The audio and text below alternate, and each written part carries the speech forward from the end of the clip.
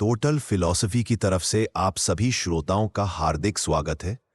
आज हम एक ऐसे दार्शनिक की यात्रा पर चलने वाले हैं जो दुनिया में संभावना के दर्शन लेकर आया।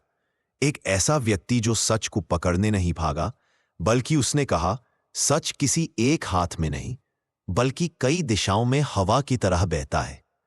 उसका नाम था कार्नियादीस। लेकिन श्रोताओं, कहानी शुरू करने से पहले मैं आपसे कुछ जिज्ञासा जगाने वाले सवाल पूछना चाहता हूं। क्या हो अगर दुनिया में कोई सत्य निश्चित ही न हो? क्या हो अगर दोनों विरोधी पक्ष सही हो? क्या हो अगर ज्ञान कभी पूरा हो ही न सकता हो और जो कुछ हम जानते हैं वह सिर्फ एक संभावना हो? सोचिए, क्या ऐसा हो सकता है? इसी रहस्य को समझने के लिए हम आज एक ऐसे दार्शनिक की कहानी सुनेंगे जिसने यूनान की राजनीति हिला दी, रोम के बुद्धिजीवियों को चौंका दिया और दुनिया को यह सिखाया कि शायद सत्य नहीं, सत्य के करीब पहुंचना ही असली बुद्धिमानी है। कहानी शुरू होती है 200 साल पहले यूनान के शहर साइरेनी में एक बच्चे ने जन्म लिया जिसकी आंखों में अजीब सी चमक थी, जो दूसरों की तरह चीजें मानता नहीं था बल्कि हर बात पर पूछता था।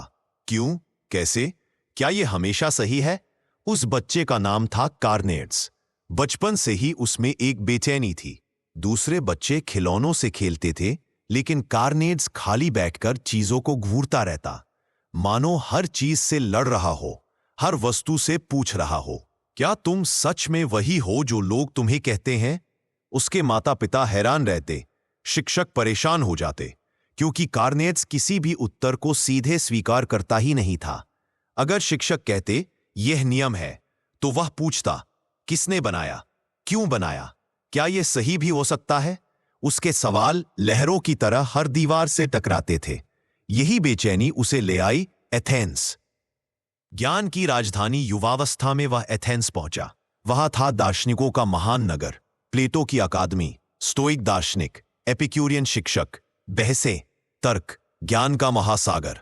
लेकिन कार्नियत्स महासागर को देखकर चकित नहीं हुआ, वह खुश नहीं हुआ, वह घबरा भी नहीं, बल्कि उसने यह सोचा, इन सब में कौन सही है और क्या कोई सच में सही है? सबसे पहले वह स्टोइक दार्शनिकों से मिला जो कहते थे, सत्य निश्चित है, नैतिकता निश्चित है, ब्रह्मांड एक नियम से चलता है। लेकिन कार्नियत्स ने मुस्कुराकर पूछा, अगर नियम इतना स्पष्ट है तो हर दार्शनिक अलग नियम क्यों बताता है? कोई उत्तर नहीं दे पाया। फिर वह एपिक्यूरियन स्कूल गया। वे कहते थे, सुख ही जीवन का उद्देश्य है। कार्नियत्स ने फिर पूछा, सुख किसका? एक किसान का, एक राजा का, एक बीमार का, एक बूढ़े का? क्या सबका सुख एक जैसा होता है? फिर कोई उत्तर नहीं। इस तरह कार्नियत्स ने बचपन की जिज्ञासा को अब दार्शनिक आग में बदल दिया था। अकादमी में कदम और संशयवाद की नई ज्वाला। अंत में वह गया अकेडमी, जो कभी प्लेटो ने शुरू की थी। यह वह समय था जब अर्केसिलाउस का संशयवाद वहां गूंजता था और कार्नियत्स ने वही आग पकड़ ली। लेकिन उसने संशयवाद को वहीं नहीं छोड़ा, उसने उसे एक नए स्तर पर पहुंचाया, इतना शक्तिशाली स्तर कि भविष्य के सारे दार्शनिक हिल गए। वह कहता था, ज्ञान कभी पूरा नहीं, पर हम अनुमान लगा सकते हैं, संभावना को तौल सकते हैं, उसके आधार पर निर्णय ले सकते हैं। यह सिर्फ दर्शन नहीं था, यह एक क्रांति थी। कार्नियादीस की प्रतिभा का पहला विस्फोट अकादमी ने उसे जल्द ही पहचान लिया। उसके तर्क बिजली की तरह गिरते थे, तीखे, सटीक और अजीब तरह से सुंदर। लोग कहते, यह लड़का बहस नहीं करता, यह सोच को पुनर्जन्म देता है।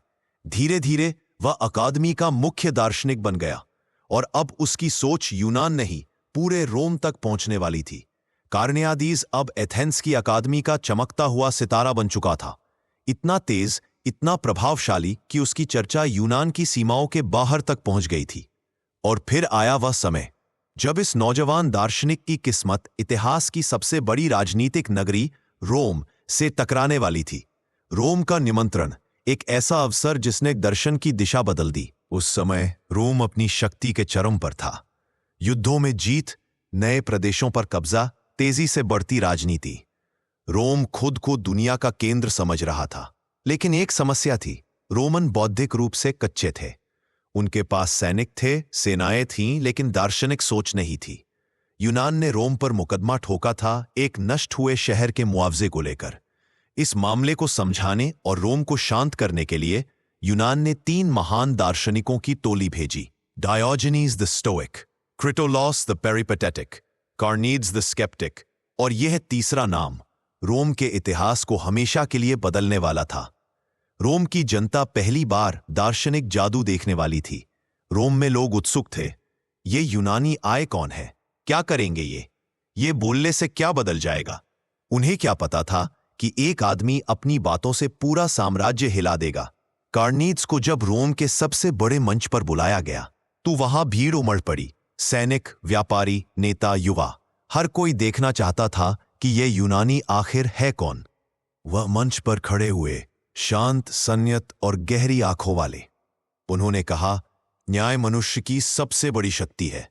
उन्होंने ऐसे उदाहरण दिए, ऐसी कहानियां सुनाई, ऐसे तर्क रखे कि पूरा रोम तालियों से गूंज उठा। लोग बोले, यह तो शब्दों का जादूगर है, यह ज्ञानी है, यह हमसे भी ज्यादा रोम को समझता है। कार्नियादीज ने पहला दिन न्याय महान है इस बात को साबित करते हुए खत्म किया। सब रोम उनकी प्रशंसा करने लगा, लेकिन किसी को अंदाजा नहीं था कि अगला दिन इतिहास में तूफान बन जाएगा। अगले दिन कार्नियादीज फिर मंच पर आए। इस बार उनका चेहरा बिल्कुल अलग था, आवाज कठोर, तर्क बिजली की तरह। उन्होंने कहा, न्याय नहीं, न्याय तो सत्ता का खेल है, एक भ्रम, एक धोखा। जो बातें उन्होंने कल सही कही थीं, आज उनकी धज्जियां उड़ा दी। उन्होंने साबित किया कि न्याय का कोई सार्वभौमिक नियम नहीं, न्याय विजेता तय करता है। और रोमन साम्राज्य की सारी जीतें अन्याय कहलाती हैं अगर दूसरे के दृष्टिकोण से देखो। रोम स्तब्ध रह गया। कुछ लोग चिल्ला उठे, यह जादू है, यह दिमाग से खेलता है। कार्नियादीज ने यह क्यों किया? जब उनसे पूछा गया, तुमने एक ही बात को एक दिन सही और दूसरे दिन गलत कैसे साबित कर दिया? कार्नियादीज मुस्कुराए। उन्होंने जवाब दिया, क्योंकि सत्य निश्चित नहीं। तर्क बदलता है तो सत्य भी बदलता है। मैंने दिखाया है कि किसी भी विचार को साबित भी किया जा सकता है और गिराया भी जा सकता है। यह वही क्षण था जब रोम ने पहली बार महसूस किया, दर्शन तलवार से भी तेज हो सकता है। रोम का डर और दार्शनिक का निर्वासन, कार्नियादीस की बातों ने युवा रोमनों पर गहरा असर डाला। वे सवाल पूछने लगे, परंपराएं चुनौती देने लगे और पुराने नियमों पर शक करने लगे। रोम के बुजुर्ग नेताओं ने कहा, अगर यह आदमी यहां रहा तो हमारा समाज टूट जाएगा, और इसलिए उसे सम्मान के साथ लेकिन सख्ती से रोम से वापस भेज दिया गया। यह पहली बार था जब किसी दार्शनिक को उसके विचारों की शक्ति के कारण राजनीतिक रूप से हटाया गया। अब कहानी और गहरी होती जाएगी। अब हम पहुंचेंगे उस भाग में जहां कार्नियादीस अपने दर्शन, संभावना का सिद्धांत, प्रोबेबिलिज्म को विकसित करता है, जो आज तक चल रहा है। कार्नियादीस वर्सेस सर्टेनिटी। किसी चीज को 100% जानना असंभव है।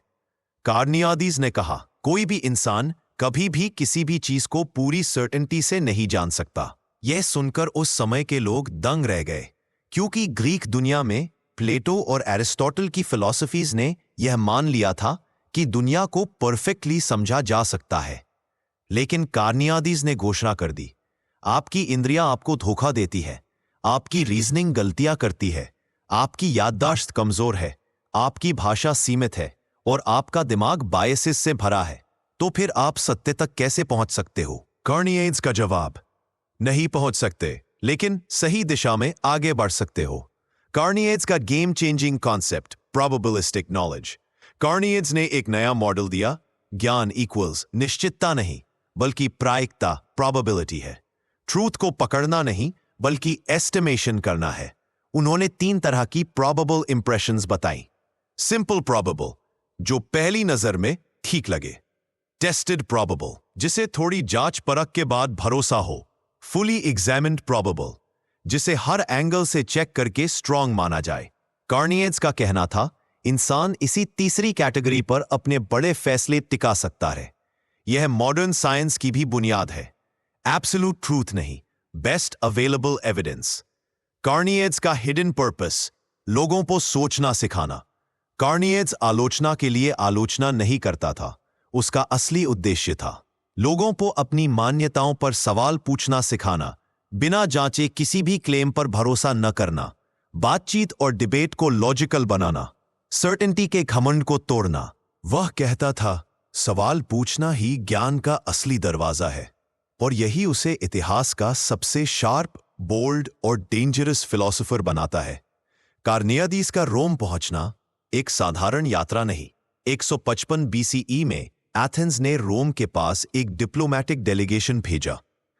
3 महान दार्शनिक गए, लेकिन उनमें सबसे खतरनाक था कार्नियादीस। रोम उस समय नई नई पावर और सक्सेस से भरा हुआ था।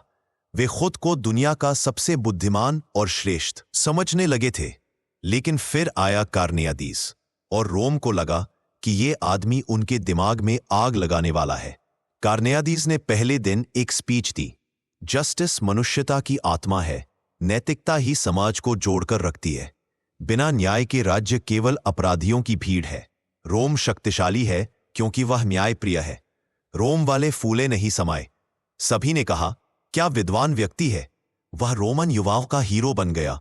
लेकिन वही कार्नियादीस ने जस्टिस को तोड़कर फेंक दिया। अगले दिन उसने उसी भीड़ के सामने उल्टा भाषण दिया। उसने कहा, जस्टिस असल में एक पॉलिटिकल इन्वेंशन है। ताकतवर लोग कानून बनाते हैं, कमजोर लोग मानने को मजबूर होते हैं। अगर न्याय इतना महान है तो सम्राट युद्ध क्यों करते हैं? देश क्यों दूसरे देशों से संसाधन छीनते हैं? अगर जस्टिस यूनिवर्सल होता तो रोम ने इतने देशों को क्यों जीता? भीड़ दंग रह गई, तारे छूट गए। कल का हीरो, आज का दिमाग बिगाड़ने वाला दुश्मन। पूरा रोम डर गया। कार्नियड्स यूथ का दिमाग खराब कर देगा। कीटू द एल्डर ने चिल्लाकर कहा, यह आदमी हमारे युवाओं को भ्रष्ट कर देगा। इसे तुरंत एथेंस वापस भेजो। कार्नियड्स को वापस भेज दिया गया, लेकिन तब तक वह रोम के इंटेलेक्चुअल ईगो को तोड़ चुका था। उसने सिर्फ जस्टिस पर सवाल नहीं उठाए, उसने यह साबित कर दिया कि हर दावा, हर सिद्धांत, हर विचार दोनों तरफ से बचाव और हमला सह सकता है। और यही उसे इतिहास के सबसे खतरनाक विचारकों में से एक बना देता है। कार्नियड्स अब सिर्फ एक दार्शनिक नहीं रहा था, वह एक सोचने की मशीन बन चुका था। उसकी सबसे बड़ी शक्ति थी, कोई भी विचार ऐसा नहीं जिसे पलटकर न दिखाया जा सके। और यही सोच आगे चलकर पूरी स्केप्टिसिज्म की रीढ़ बनी। कार्नियादीस की दोधारी कला, आर्ग्यूमेंट फ्रॉम बोथ साइड, रोम में दी गई उसकी 2 भाषण इसी कला का उदाहरण थे। लेकिन यह सिर्फ राजनीति या न्याय के बारे में नहीं था। कार्नियादीस हर चीज को इसी तरह परखता था। सच क्या है, किसे पता? अगर कोई दावा करता है तो उसका उल्टा सिद्ध क्यों नहीं किया जा सकता? क्या हम अपनी इंद्रियों पर भरोसा कर सकते हैं? क्या तर्क हमेशा भरोसेमंद है? वो कहता था, अगर तुम कोई दावा करते हो, मैं उसका उल्टा साबित कर दूंगा। यह ईगो तोड़ देने वाली कला थी, क्योंकि कार्नियादीस को हरा पाना लगभग असंभव था। परसेप्शन पर हमला। हम जो देखते हैं, क्या वही सच है? कार्नियादीस पूछता था, एक सीधी छड्डी पानी में टेढ़ी क्यों दिखती है? सूरज छोटा क्यों दिखता है जब वो असल में विशाल है? सपने में चीजें असली क्यों लगती हैं? अगर आंखें कभी कभी धोखा देती हैं, तो वे कब सच बोलती हैं और कब झूठ, यह कोई कैसे तय करे? यही था उसका कटाक्ष। Sense cannot guarantee truth. Reason पर हमला। क्या तर्क भी अपना खेल खेलते हैं?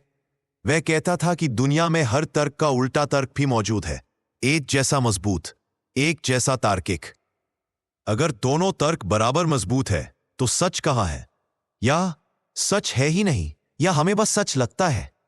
कार्नियडीज सच को पूरी तरह नकारता नहीं था, पर वह कहता था, अधिकतम प्रोबेबल ट्रूथ तक पहुंच सकते हैं, पक्का सत्य कभी नहीं। यही विचार आगे चलकर मॉडर्न प्रोबेबिलिटी थ्योरी और साइंटिफिक स्केप्टिसिज्म का आधार बना। कार्नियडीज का स्कूल में प्रभाव, हर छात्र आग बनकर निकलता था। कार्नियडीज के छात्र कहते थे कि उसके साथ सिर्फ एक दिन बिताने के बाद वे दुनिया को पहले की तरह नहीं देख पाते थे। उसकी कक्षा में सत्य का दावा करना मना था। जो दावा करता, उसी को सबसे पहले निशाना बनाया जाता, क्योंकि कार्नियडीज का नियम था, जो दावा करता है वही बोझ उठाएगा। यही प्रिंसिपल आज भी कोर्ट्स, साइंस, लॉजिक हर जगह लागू है। कार्नियाद सिर्फ किताबों में उलझा हुआ दार्शनिक नहीं था, उसकी सोच जिंदगी को अंदर तक बदल देने वाली थी। लेकिन यहां एक अजीब समस्या थी। अगर कुछ भी 100% सच नहीं, तो जीना कैसे है, फैसले कैसे लेने हैं, जिंदगी कैसे चलानी है? लोग यही पूछते थे। और इस सवाल पर कार्नियाज ने एक ऐसी सीख दी जो आज भी मॉडर्न साइंस, साइकोलॉजी और रैशनल डिसीजन मेकिंग का मूल है। कार्नियाज कहता था 100% सर्टेनिटी नहीं, पर 100% कंफ्यूजन भी नहीं। वह न तो डॉगमा चाहता था, न यह कि लोग डर कर कुछ भी माने नहीं। उसका रास्ता बीच का था। वह कहता था, हम सत्य नहीं जान सकते, पर हम ज्यादा संभावित चीज चुन सकते हैं। यानी दुनिया पूरी तरह अंधेरी नहीं है, कुछ रोशनी है, बस धुंधली। कार्नियाज का प्रोबेबिलिस्टिक लाइफ मॉडर्न साइंस से 2000 साल पहले कार्नियाज का नियम था। कोई दावा सुनो, उसके पक्ष और विपक्ष दोनों देखो, जो ज्यादा यथार्थ लगे उसे अपनाओ, लेकिन उसे भी कभी अंतिम सच मत मानो। क्या यह सुनकर तुम्हें कुछ याद आता है? हाँ, यही तरीका वैज्ञानिक पद्धति, साइंटिफिक मेथड का दिल है। कार्नियज विज्ञान को आने से सदियों पहले ही विज्ञान का दिमाग बना चुका था। निर्णय कैसे ले पाता था कार्नियज? वह कहता था, जब कोई बात थोड़ी सी संभावित हो, ध्यान दो। जब कोई बात ज्यादा संभावित हो, उस पर काम करो। जब कोई बात सबसे ज्यादा संभावित हो, उसे अपने व्यवहार का आधार बना लो। लेकिन फिर भी दरवाजा खुला छोड़ दो कि कल नया सबूत आए तो बदल सको। यह सोच आज की दुनिया में फ्लेक्सिबल इंटेलिजेंस, क्रिटिकल थिंकिंग और ओपन माइंडेडनेस कहलाती है। यही वजह थी कि लोग उससे डरते थे। कार्नियज किसी का विश्वास नहीं तोड़ता था, वह सिर्फ दिखाता था कि वह विश्वास खुद ही कमजोर है। उसके आसपास लोग कहते थे, यह आदमी दिमाग बदल देता है, तुम उसे हार नहीं सकते, क्योंकि वह खुद से भी सहमत नहीं रहता। और सच भी यही था। कार्नियज अपनी हर बात का उल्टा खुद ही सिद्ध कर सकता था। वह चलता फिरता मिरर था, जहां हर सोच अपनी कमजोरी देख लेती थी। कार्नियादेस बूढ़ा हो रहा था, लेकिन उसका दिमाग किसी जवान बिजली की तरह चमकता था। जैसे जैसे उम्र बढ़ती गई, उसकी आंखें कमजोर हुईं, शरीर धीमा पड़ा, पर उसका मन, वह तो पहले से भी ज्यादा धारदार हो चुका था। अकेडमी में कार्नियादेस अंधा होते हुए भी सबको दिशा देता था। कार्नियादेस बूढ़े होने पर लगभग अंधे हो गए थे, पर अंधापन उनके विचारों को रोक न सका। वह कहते थे, जो आंखें दिखाई देती है वे तो अक्सर धोखा देती है, शायद मेरे लिए अंधा होना ही बेहतर है। उनकी आवाज अकेडमी की दीवारों में गूंजती रहती थी। उनके शिष्य आधी रात तक जगे रहते, क्योंकि कार्नियादेस किसी भी समय चर्चा शुरू कर देते थे। वह सोते कम, सोचते ज्यादा थे, और अक्सर कहते, सच की तलाश को नींद की क्या जरूरत। उसके शिष्य दुनिया भर में शक की ज्योति फैलाते हुए कार्नियादेस के दो सबसे महत्वपूर्ण शिष्य थे, क्लिटोमाकस मेट्रोडोरस ऑफ स्ट्रैटोनिसिया। क्लिटोमाकस ने तो लगभग 190 किताबें सिर्फ कार्नियादेस के विचारों पर लिखीं, क्योंकि कार्नियादेस स्वयं अपने विचार लिखते नहीं थे। क्लिटोमाकस कहता था, मेरा काम कार्नियादेस की आग को बुझने नहीं देना है। और सच में उसने वही किया। पूरी दुनिया में स्केप्टिसिज्म एक नया रूप लेकर फैला। लोग अपने विश्वासों पर सवाल उठाने लगे। राजनेता, समाज, वैज्ञानिक सब कार्नियादेस की विधि से सोचने लगे।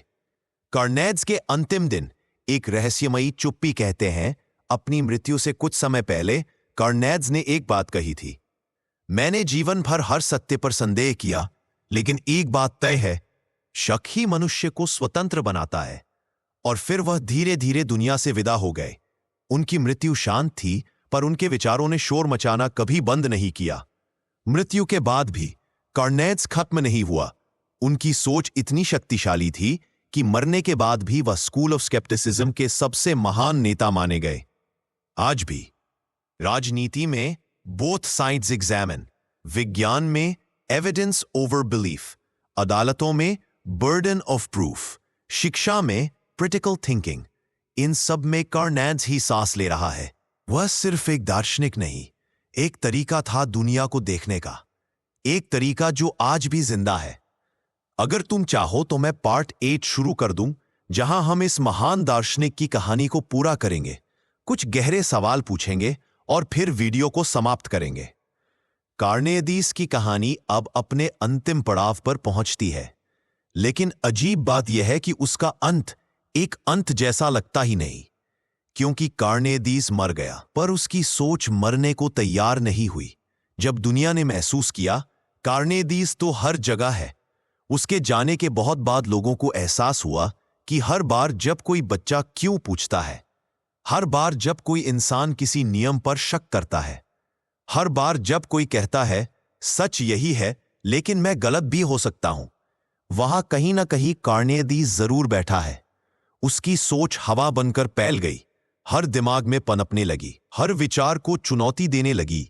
उसके बाद आए दार्शनिक, कार्नेदीस की आग को आगे बढ़ाते हुए।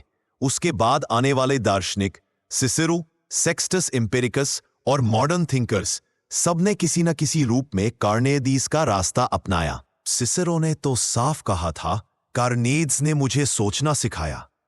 और आज भी यूनिवर्सिटीज, साइकोलॉजी, साइंस सब कार्नेदीस की ही दुनिया में रहते हैं, जहां सवाल उत्तर से ज्यादा महत्वपूर्ण होते हैं। कार्नेदीस हमें क्या सिखाता है? वह सिखाता है भरोसा करो लेकिन आंखें खुली रखकर सीखो, लेकिन बदलने का साहस रखकर तर्क करो, लेकिन खुद पर भी शक कर सको। और सबसे जरूरी, किसी भी विचार को इतना पक्का मत मानो कि वह तुम्हें अंधा कर दे। कार्नेदीस कहता था शक डर नहीं है, शक तो आजादी है, और यही उसकी सबसे बड़ी विरासत है।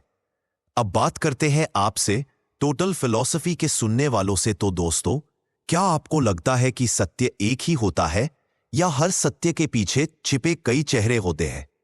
क्या आपको लगता है कि हम अपने विश्वासों पर बहुत जल्दी भरोसा कर लेते हैं? और क्या आपने कभी ऐसा अनुभव किया है जहां आपको लगा जो मैं जानता हूं शायद वह पूरा सच नहीं?